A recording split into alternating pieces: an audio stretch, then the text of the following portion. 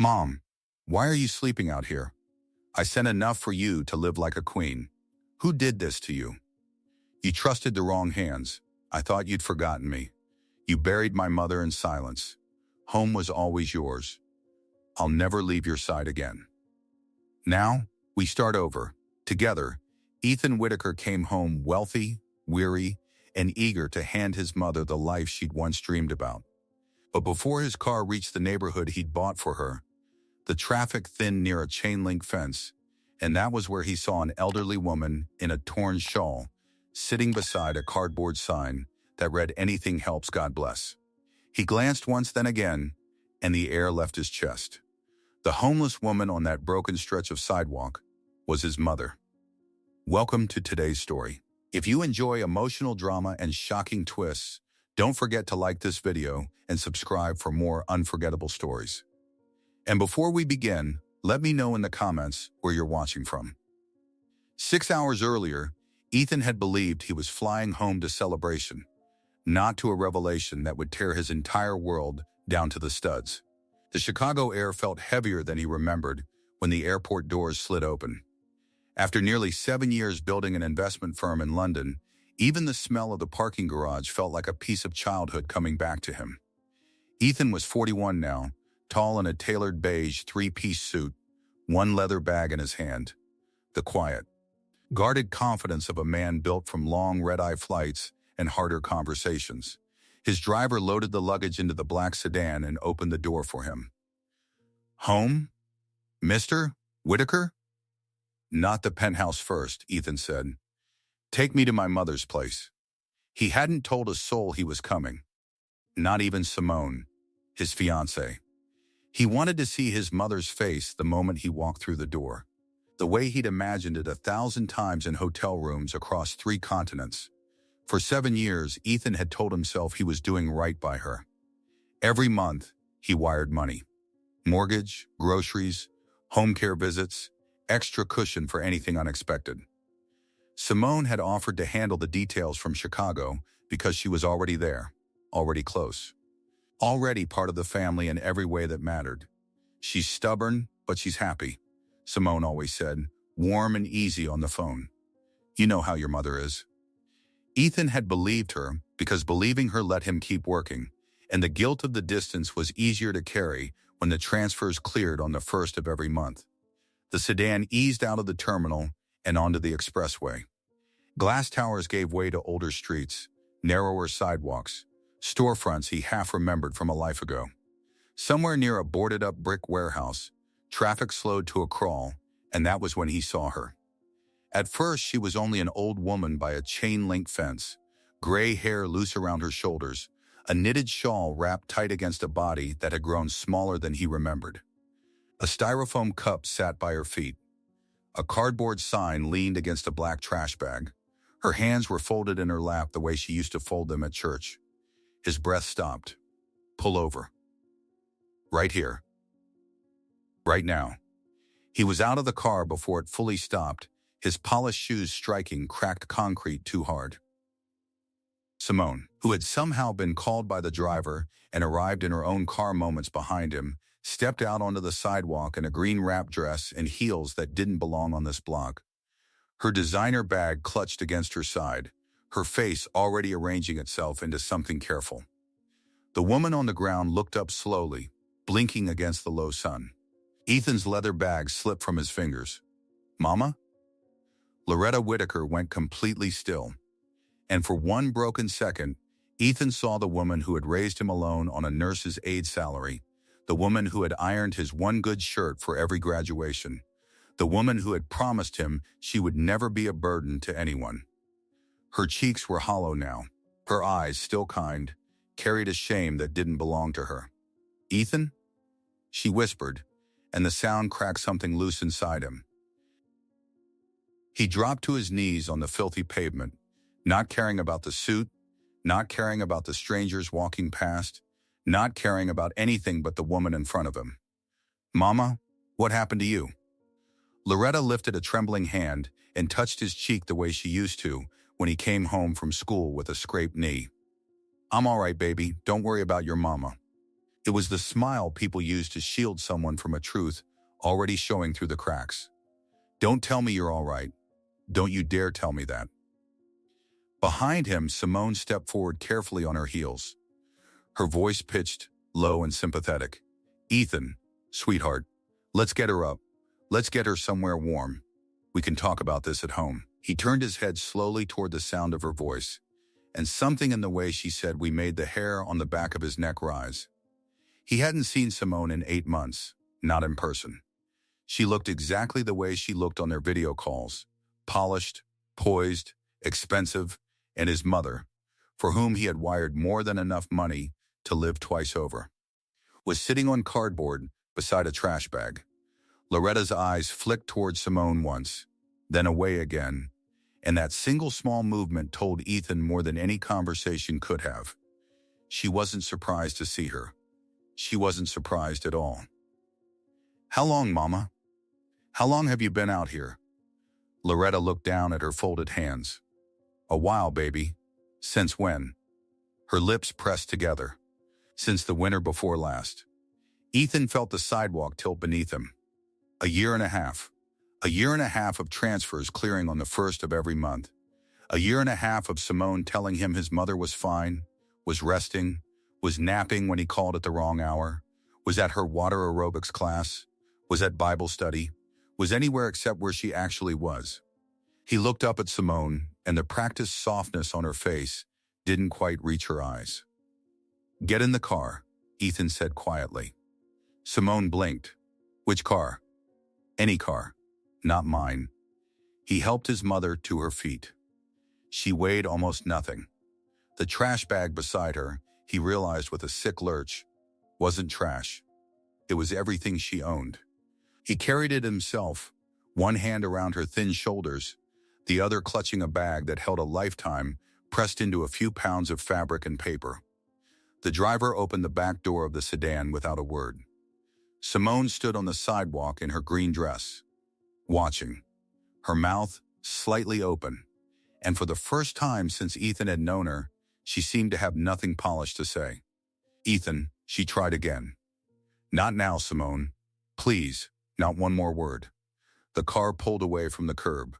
Loretta sat rigid in the leather seat, her hands still folded in her lap, as though she was afraid of dirtying something.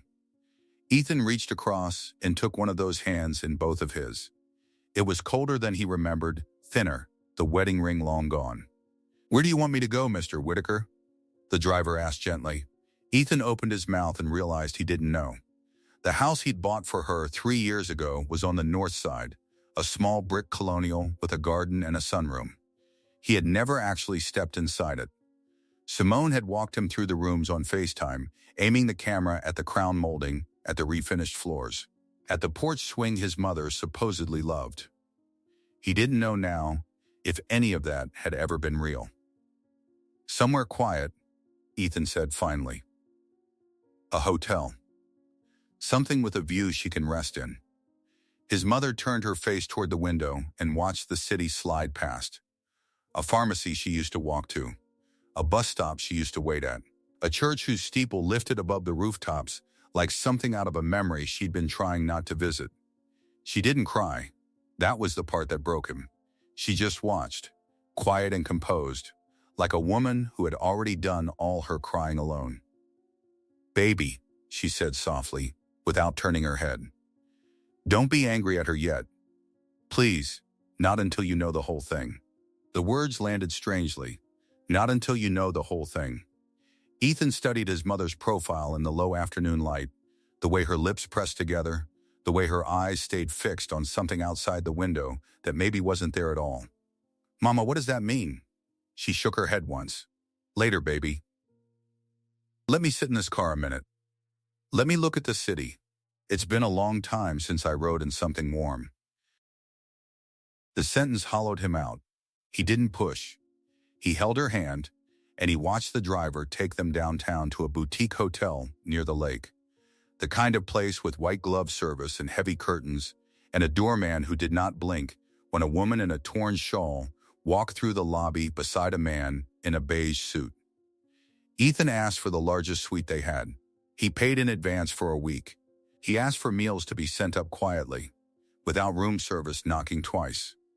The manager, a thin woman with a warm voice, understood something without needing to be told. And Ethan appreciated her more in that moment than he had appreciated anyone in months. Upstairs, the suite was bright and clean and painfully ordinary. Loretta stood just inside the doorway with the trash bag still in her hand, and she didn't move. Ethan gently took the bag from her. "Mama, this is home for tonight. Just for tonight. Then we'll figure out the rest." She nodded slowly and walked to a wingback chair near the window and sat down in it the way a person sits when they are afraid the furniture might disappear beneath them. He drew a bath for her. He ordered soup, chicken, warm bread, tea with honey. While she ate slowly and carefully, chewing each bite like she was rationing it, he sat across from her and finally allowed himself to look, really look, at what a year and a half of survival had done to a 70-year-old woman. Her hair was thinner. Her hands were cracked. There was a small yellowed bruise on her forearm that she covered with her sleeve when she noticed him seeing it. She wore 2 shirts, one over the other, both of them not hers, both of them from a donation bin somewhere. Her shoes were mismatched. Her socks had been mended by hand. "Mama," he said quietly, "when did you last see a doctor?" She waved a thin hand. "I'm fine, baby. Just tired." That wasn't an answer. He didn't press. Not yet. Instead, he waited until she had eaten as much as she could, until she had drunk 2 cups of tea, until the color came back a little into her face. And then, sitting across from her in the Golden Hotel lamplight, he asked her the question he had been holding since the sidewalk. "Mama, please, tell me what happened." Loretta set her cup down with both hands. She was quiet for a long moment. Then she began. "Simone came to me about a year after you two got engaged," she said. "She was sweet, Ethan, real sweet. She said she wanted to help me because she knew you worried about me all the time over there in London. She said the 2 of you were going to be married soon anyway, and that she wanted to feel like family. And I let her. I wanted to let her." She smiled a small, tired smile. "I liked her, baby, I did. She said she'd take over the bills so I wouldn't have to keep track. She said you had given her access to a joint account for me. She said you'd asked her to. And when the first month went by and everything got paid on time, I didn't have any reason to doubt her. She brought me groceries sometimes. She took me to my doctor twice. She sat with me on the porch and drank sweet tea." Ethan's jaw tightened. "Then what happened?" Loretta looked down at her hands. "Then one day, about 2 years ago, she came to me with a stack of papers. She said the house needed to be refinanced, that interest rates had dropped and I'd save a lot of money if I signed. She said you had already looked at it and approved. She said all I had to do was sign where the little colored tabs were. And you signed. I signed." Ethan closed his eyes. "And what did I sign, Mama?" Loretta's voice thinned. "I don't know, baby, but 6 months later, a man came to my door with a paper that said the house wasn't mine anymore." Ethan sat very still, because if he moved, he was afraid of what he might do. "The house wasn't yours anymore." Loretta shook her head slowly. "He said there was a lien on it. He said the loan hadn't been paid in months and that the bank was taking it back. I told him there had to be a mistake. I told him my son sent money every month. More than enough. I told him to call you." She lifted her eyes, and there was something in them that hurt worse than the sidewalk had. "He said I could call whoever I wanted, but the paperwork was already filed. He said I had 30 days. 30 days, Mama? 30 days. Ethan pressed his knuckles against his mouth and made himself breathe. "Why didn't you call me?" Loretta's face crumpled just slightly, and then she pulled it back together the way she had pulled everything else together for 70 years. "Because I did try, baby. I called the number I had for you 3 times. Simone answered every time. She said you were in meetings. She said she'd give you the message. She said not to worry, she was handling it. She said the man at the door had made a mistake and she'd fix it." Ethan's mouth had gone dry. "I never got a message, Mama. I know that now," she said softly. "I didn't know it then." He stood up from his chair because he couldn't sit anymore. He walked to the window and looked out at Lake Michigan, glittering under the last of the sun. And he tried to remember every time in the past 2 years Simone had told him his mother had called, and it was nothing. Just a quick hello. She wanted to know how you were sleeping. She wanted to remind you to eat. She sends her love. She's proud of you, baby. She said not to call back tonight. She was already turning in early. He had believed all of it, every word. Because Simone had said it in her warm, easy voice, and because he had wanted, God help him, to believe that the woman he was going to marry loved his mother the way he did. And after the 30 days, he asked without turning around. What happened after the 30 days? Loretta's voice was very quiet behind him. I asked Simone. I sat her down in my kitchen and I asked her straight. And she cried, Ethan. She cried real tears. She said Derek had gotten into trouble and she'd used the equity to help him get out, and she was going to fix everything before you ever found out. She said she was so sorry. She said if I told you, it would ruin everything. The wedding, your business, your relationship with her, all of it. She said Derek would go to prison. She said, please, Loretta, please just give me a few months. And I did. Ethan turned around slowly. Who is Derek? His mother looked at him with an expression he had never seen on her face before. Something halfway between grief and warning. Her brother, baby, her half-brother. You never met him because she never let you. She kept him hidden from you the whole time. Ethan sank back down into the chair across from her. In 7 years, Simone had never once mentioned a brother. She'd told him she was an only child. She'd told him her mother had raised her alone after her father left. She'd told him there was no other family, that he and Loretta were the family she'd been waiting her whole life to have. He had believed that too. Mama, he said carefully, how do you know about Derek? Because he came to my house, Loretta said. Twice, the first time to help Simone move something heavy. The second time was after the papers. He came alone. He sat in my kitchen and he told me Simone was in over her head, that she'd been feeding him money for years, and that if I told you, the whole thing would come apart.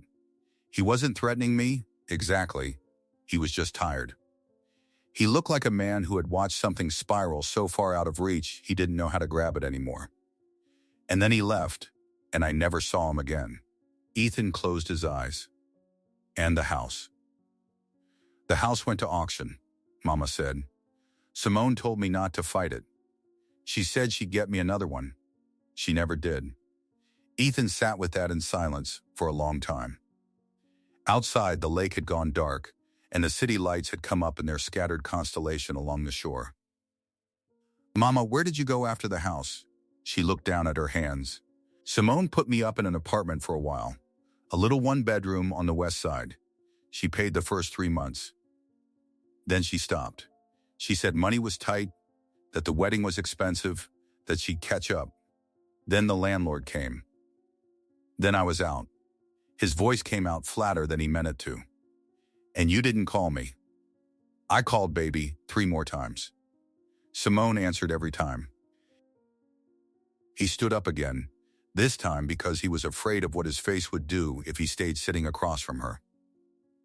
He walked to the desk in the corner of the suite, pulled his laptop out of his bag, and set it down. He opened his banking portal. He typed his password twice because his fingers weren't steady. Loretta watched him without asking what he was doing. She already knew. The joint account he had authorized Simone to manage for his mother's benefit spread across the screen in orderly rows. 7 years of deposits landing on the first of every month. 7 years of withdrawals labeled utilities, groceries, pharmacy, home care. All of them ordinary. All of them small enough to disappear into a life.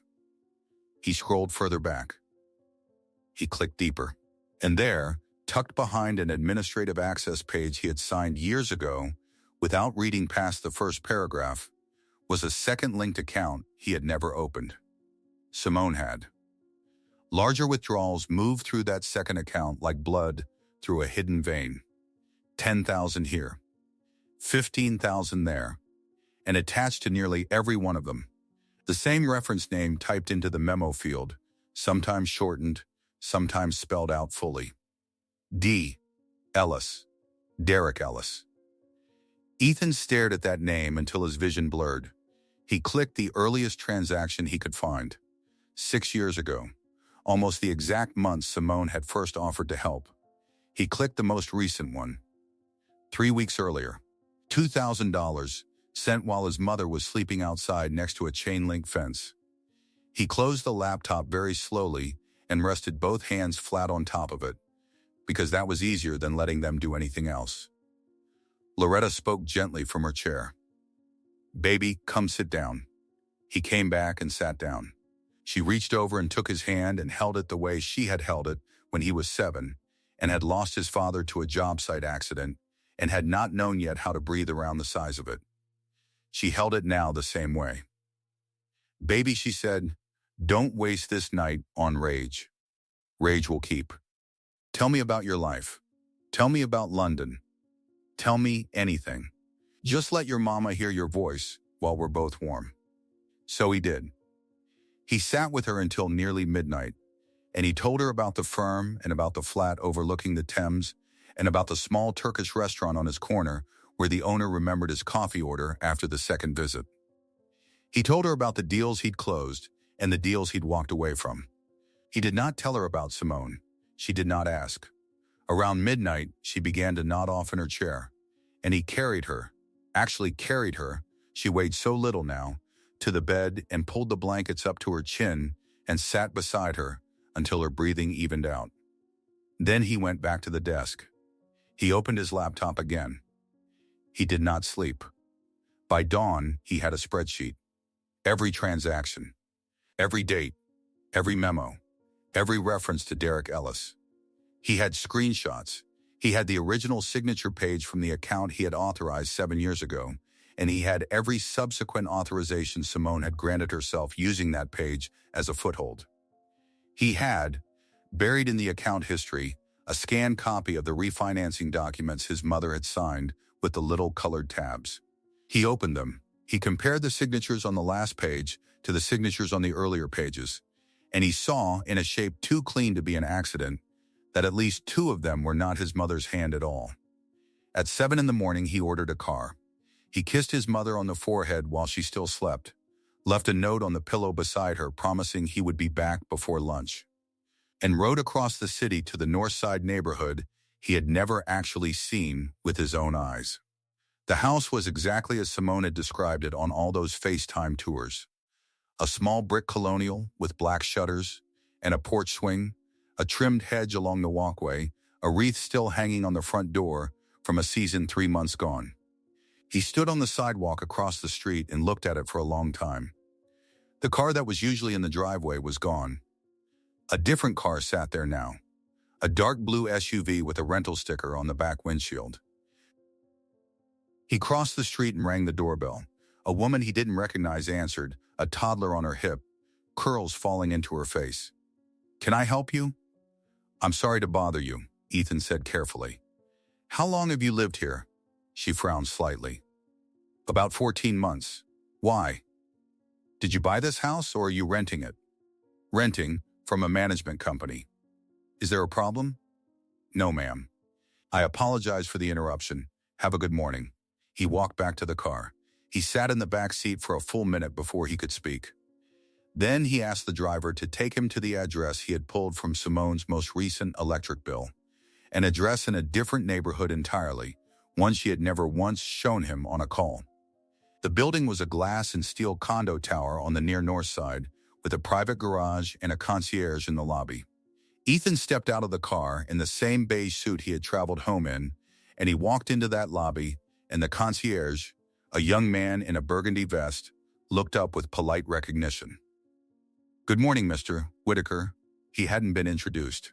He hadn't given his name. Ethan smiled at him with a warmth he did not feel. "Good morning. Is Miss Beaumont in?" The concierge glanced at his monitor. "She hasn't checked out this morning yet, sir. Would you like me to call up?" "No, thank you. She's expecting me." He walked to the elevator. The concierge, who had clearly been trained by Simone to recognize the man in the framed photograph on her desk, did not stop him. The elevator opened onto a private landing on the 34th floor. There was only one door. He knocked. A voice on the other side, a man's voice, said something Ethan couldn't quite catch, and then Simone's voice answered, sharp and low. Then footsteps. Then the door opened. Simone stood in a silk robe, her hair loose, a coffee cup in one hand. When she saw him, the color left her face in a single wave, from her forehead down to her collarbone, and the coffee cup tilted just enough to spill a small dark stain onto the pale carpet at her feet.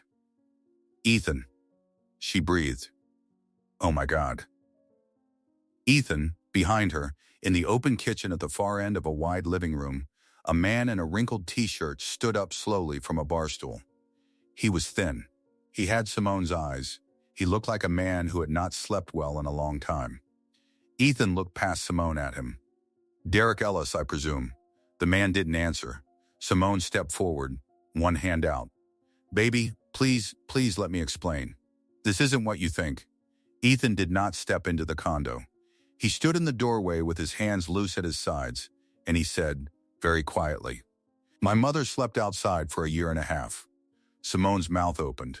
Nothing came out. I know about the account, Ethan said. I know about Derek. I know about the refinance. I know the signatures on page 4 and page 7 aren't hers. I have every transaction from the last 6 years pulled and copied. My lawyer already has them. He's had them since 4 in the morning. Simone, listen to me very carefully. You are not going to say anything to me right now. You are going to close this door. You are going to call your attorney. And you are never going to contact my mother again. Simone's face broke open in a way he had never seen it break before, all the polish and the composure sliding off at once like paint under water. Ethan, please, she said. Please, just let me talk to you. Just 5 minutes. It started small. It got away from me. Derek was in trouble, and I panicked, and every time I tried to fix it, it got worse. And by the time it was bad enough to tell you, it was too big to tell you, and I couldn't. Ethan, I couldn't. I couldn't lose you. From the kitchen, Derek spoke for the first time. His voice cracked and low. She didn't mean for it to go this far. Neither of us did. Ethan did not look at him. He kept his eyes on Simone. My mother, he said, tore a sandwich in half for a stranger on the sidewalk yesterday. Do you understand what I'm saying to you? She was giving away half of the little she had, because that's who she is, and it's who she has always been, and you knew that, and you used it. Simone was crying now, real tears, ugly ones, the kind that don't come from performance. I loved her, Ethan. I did love her. That's what makes it worse, he said. You are not to come near her again. You are not to call her, text her, send anything to her, or speak her name to another living soul. Whatever remains of what we had, whatever wedding you thought was still coming, it's over. It has been over since the winter before last. You just didn't know I knew yet. I'm walking out of this hallway now. If you contact her, if you contact me, if you try to move any of the assets in that second account before my attorney freezes them, I will make sure the consequences reach further than you can outrun. He turned. Ethan, she said, and there was something small and terrified in it. He kept walking. The elevator doors closed on her face, and he watched the numbers count down, and he did not let himself feel any of it until he was back in the car. Then, in the back seat with the driver politely pretending not to notice, Ethan pressed the heels of his hands against his eyes and let himself shake for 1 full minute. Just one. He gave himself that. Then he wiped his face, straightened his tie, and made 3 phone calls. The first was to his attorney in Chicago, a man named Marcus Bell, a family friend of his mother's from the church she used to attend, whom Ethan had retained the night before at 3 in the morning without any explanation beyond "I need you and I need you today." Marcus had said yes without asking why. The second was to a private investigator Marcus had recommended, whose job would be to find every dollar of the 6 years of siphoned money and follow it as far as it went. The third call was the one that mattered most. It was to his mother's hotel room. She answered on the second ring, and her voice sounded stronger than it had the night before. And it was that, more than anything else, that steadied him. "Baby? Mama, I'm coming back. I'm bringing breakfast. Real breakfast. Are you all right, Ethan?" He looked out the car window at a city that had become unfamiliar overnight. "I'm going to be," he said. He stopped at a diner she used to love on the south side, a place with vinyl booths and coffee that had been on the burner too long. And he ordered a plate of eggs and grits and bacon and a short stack of pancakes with extra butter. When he came through the door of the hotel suite with the paper bag in his hand, Loretta was sitting up in the wingback chair by the window in a hotel robe, her hair combed, a fresh cup of tea beside her, and she looked at him the way she used to look at him when he came home from school. "My boy," she said softly, "you look tired. I've been up a while. Sit down, eat with me." He sat. He unpacked the food. He poured her more tea. And while they ate, he told her gently everything he had learned in the night and the morning, the account, the refinance, the man in Simone's condo, the woman in her house who had never heard the name Loretta Whitaker. She listened without interrupting. She did not cry. When he was finished, she reached across the small table and took both of his hands in both of hers. "Baby," she said. "Look at me." He looked. Her eyes were clear, the tiredness in them softened by something older and steadier than exhaustion. "You did not fail me, Ethan. Mama, no. You listen. You worked yourself half to death across an ocean to build a life your daddy would have been proud of, and you sent every dollar home believing it was landing where you meant it to.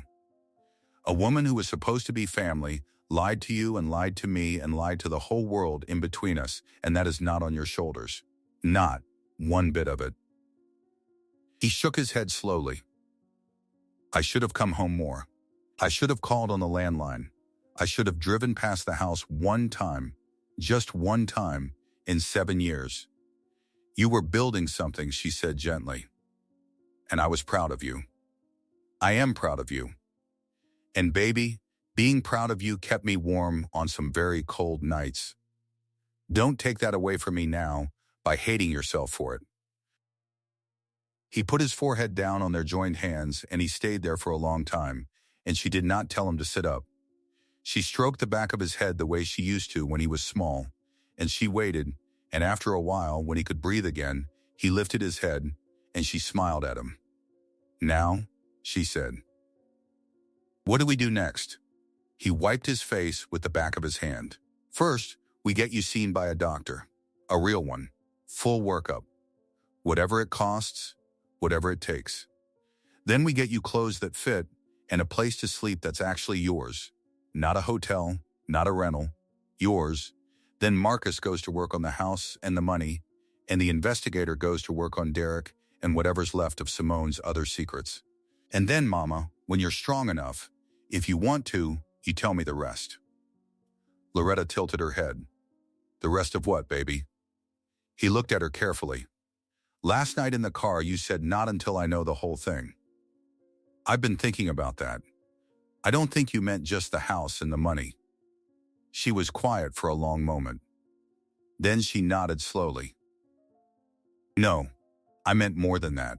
She let go of his hands and folded hers in her lap the way she always did when she was steadying herself for something hard. "Ethan," she said, "Simone had a reason to pick your mother.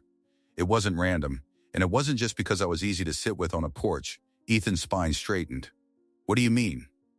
Loretta looked out the window at the lake. It was gray this morning, the color of an old coin. "Before I met you," she said, "before I met your father, before any of that, I was 18 years old, and I lived in a 2-bedroom shotgun house in Alabama with my mama and my sister and my baby." Ethan went very still. "Mama." She held up a hand. "Let me tell it. I gave her up. Ethan. My baby girl. I was 18, and I had no husband, and my mama said we couldn't feed another mouth, and there was a family in Mobile who couldn't have their own, and they came for her when she was 6 weeks old, and I signed the papers, and I cried for a year, and I never spoke of her again to anyone. Not to your father, not to you, not to a soul on this earth. I did not know what became of her. I did not let myself know. She looked back at him. Simone found out. I don't know how, I don't know when, but she found out and she came to me 2 years ago, after the house was already gone, and she told me she was that baby's granddaughter. Ethan couldn't breathe. She what? She said the family in Mobile had raised my daughter as their own, and my daughter had grown up and had children. And Simone was one of them. She said she'd been looking for me her whole life.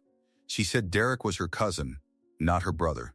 She said she'd lied to you about all of it because she was afraid of what you'd think if you knew where she really came from. Ethan sat back in his chair, stunned. And you believed her? Loretta's eyes filled slowly. Baby, I wanted to. She showed me a photograph.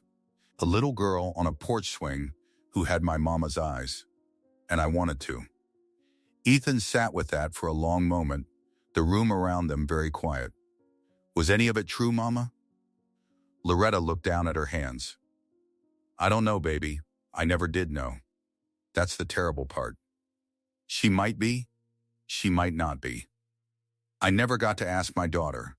I never even got to learn my daughter's name. Simone said she had passed a few years back, that there wasn't anyone left to confirm it but her. And I sat with that for a long time, and I couldn't decide if the woman across my kitchen table was my own blood or the best liar I had ever met. And by the time I started to think it was the second one, the house was already gone and I was already in that little apartment, and she was already telling me not to worry you. Ethan reached across the table and took her hands again. Mama, why didn't you tell me this last night? Because, baby, she said softly. Because I have carried that girl in my heart for 52 years, and I did not want to hand you the sharp edge of her along with everything else. I wanted to give you one clean grief at a time. He pressed her hands to his forehead. Mama, she stroked his hair. It's all right, Ethan, it's out now. And the investigator will find out, one way or the other. If she was mine, then she was mine, and I'll grieve her properly for the first time in 52 years. And if she wasn't, then Simone stole even more from me than the house, and I'll grieve that too, and I'll survive it, because I've survived worse. You are looking at a woman who has survived worse than a lie. He kissed her hands and he let them go. He called Marcus. He gave him the new piece. Marcus, quiet and steady on the other end of the line, said only, we'll find out. Give me 2 weeks. Ethan hung up. He looked at his mother, who was calmly sipping her cold tea as though she had not just handed him a 52-year-old secret across a hotel table. Mama, he said. Yes, baby. Would you like to see the ocean? She blinked. The ocean? He nodded slowly. I don't want you in this city another week. I want to take you somewhere warm and quiet while Marcus works. I want you to sit on a balcony and eat food that someone else cooked and sleep in a bed with a window that faces the water. I want you to remember what your body feels like when it isn't afraid. She looked at him for a long time. Then she smiled, the first real full smile he had seen on her face since the sidewalk. Baby, she said, I have never seen the ocean. He almost broke. Then we go tomorrow, Mama. We go tomorrow. They flew to the Gulf Coast the next morning. He rented a small house on stilts with a wraparound porch and a hammock and a kitchen full of light. He hired a nurse who came twice a week to check her vitals and gently coax her through gentle exercises. He hired a woman who cooked her 3 meals a day out of vegetables she had picked that morning. He himself did nothing but sit with his mother. He read to her. He walked with her along the shoreline while she picked up shells and held them up to the sun to see the color. He watched her sleep in the hammock in the afternoons, and he did not check his email. His firm ran itself for 2 weeks. It turned out, to his quiet surprise, that it could. On the 10th day, Marcus called. Ethan stepped out onto the porch so his mother wouldn't hear. Talk to me. She wasn't her granddaughter, Marcus said gently. Ethan closed his eyes. You're sure? I'm sure. Your mother's daughter was named Ruth. She was adopted by the Coleman family of Mobile in 1972. She lived a full life. She died in 2019 of complications from diabetes. She had 2 sons. Both of them are alive. Neither of them is named Simone Beaumont. Simone Beaumont was born in Gary, Indiana, to a woman with no connection to Alabama, to Mobile, or to your mother's family in any generation I can trace. I have the documentation. It is airtight. Ethan gripped the porch rail. So she made it up. She made it up, Marcus said quietly. She used your mother's oldest wound as a key. I'm sorry, Ethan. Ethan stood on the porch for a long time after the call ended, watching the water move against the sand. Then he went back inside. His mother was in the hammock on the sun porch, a book open on her lap, her eyes half closed against the warm afternoon light. She looked up when he came in. Baby? Was that Marcus? He sat down on the wicker chair beside her and took her hand. It was, Mama. He looked at her carefully. She wasn't yours. Loretta closed her eyes. She did not cry. She simply nodded slowly, the way a woman nods when she has already prepared her heart for two answers and only needs to know which one to reach for. All right, she said softly. All right. He squeezed her hand. Mama, he found your daughter. He found Ruth. Her eyes opened. Her breath caught. He found her? He did. She lived a good life. She had 2 sons. They're alive. They live in Mobile still. Ethan paused. If you want, Mama, when you're ready, we can go and find them. Loretta stared at him. Then, very slowly, the tears came. But they were not the tears of grief he had been afraid of. They were something else entirely. They were the tears of a 52-year-old ache finally being allowed to breathe. Baby, she whispered. My grandsons? Your grandsons, Mama. Blood grandsons. His grandsons, too, though it took him another minute to say that part out loud, because it was true, and because it meant that in the same afternoon he had lost a fiancée he had already lost, and gained 2 cousins he had never known existed. She reached up and put her hand against his cheek. My boy, she said. My boy. They went to Mobile a month later. It was not a movie scene. Ruth's older son, a soft-spoken high school teacher named Andre, cried on his front porch when Loretta stepped out of the car. Ruth's younger son, a mechanic named Jerome, with his mother's eyes, brought out photo albums that filled Loretta's lap for 3 hours straight. They ate crawfish on a picnic table in the backyard. Andre's children called Loretta Grandma Retta by the end of the evening because they didn't know what else to call her. And Loretta held each of their small faces in her hands and said, "Thank you, Lord. Thank you, thank you, thank you." So quietly that only Ethan heard it. Simone did not go to prison. She should have, but the paperwork on the refinance was murky enough, and Loretta, when Marcus asked her whether she wanted to press criminal fraud charges, said no. She said she'd had enough of that woman shaping her days. She said a courtroom would give her too many more of them. Simone did lose the condo. She lost the second account. She lost every dollar of the 6 years of siphoned money that Marcus and the investigator could trace, which was most of it, and it went back to Loretta in a lump sum, which Loretta then quietly asked Ethan to put in a trust for Ruth's grandchildren's education.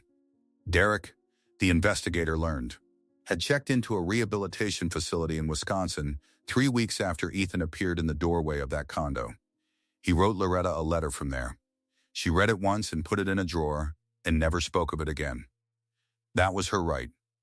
The house Simone had stolen was never recovered, but Ethan bought Loretta a new one, a small yellow bungalow in Mobile, 3 blocks from Andre and 4 blocks from Jerome, with a garden and a porch swing that she actually got to sit on. He kept the London flat but let it, and moved his firm's operations to a satellite office in Chicago so he could drive down to Mobile every other weekend. He turned down 2 international contracts in the first year. He turned down 4 more in the second. His firm survived. It turned out again that it could. One evening on the porch, about a year after the sidewalk, Loretta reached over and took his hand while the fireflies came up over the yard. "Baby," she said. "Yes, Mama, I never stopped waiting for you. I know, Mama, and now I don't have to." He kissed the top of her head.